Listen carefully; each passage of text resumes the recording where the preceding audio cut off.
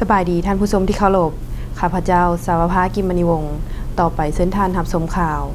สหายสีจิ้นผิงเลขาธิการใหญ่คณะกรรมการส่วนกลางพรรคคอมมิวนิสต์จีนประธานประเทศแห่งสาธารณรัฐประชาชนจีนสำเร็จการเยี่ยมยามทางรัฐกิจสาธารณรัฐประชาธิปไตยประชาชนลาวในระหว่างวันที่ 13-14 พฤศจิกายน 2017 นี้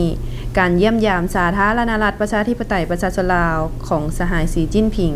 เลขาธิการใหญ่คณะกรรมการศูนย์กลางพรรคคอมมิวนิสต์จีนประธานประเทศแห่งสาธารณรัฐประชาชนจีนได้พบปะกับสหายบุญยังวรจิตเลขาธิการใหญ่คณะบริหารงานศูนย์กลางพรรคประชาชนปฏิบัติลาวประธานประเทศแห่งสาธารณรัฐประชาธิปไตยประชาชนลาวในการพบปะระหว่างการนำขั้นสูง2พรรค2รัฐได้แจ้งสภาพการอันพ้นเด่นของแต่ละพรรคและประเทศตนเองให้กันและกันทราบและได้เป็นเกียรติเข้าร่วมในการเซ็นเอกสารการร่วมมือ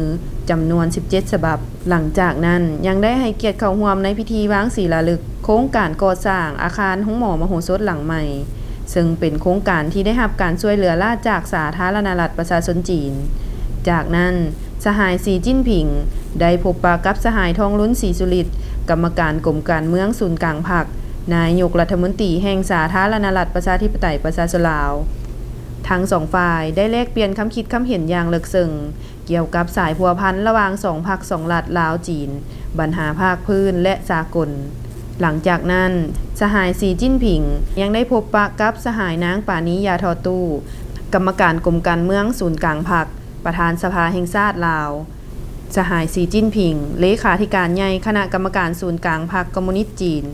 ประธานประเทศแห่งสาธารณรัฐประชาชนจีนพร้อมด้วยคณะผู้แทนขั้นสูงภาครัฐแห่งสาธารณรัฐประชาชนจีน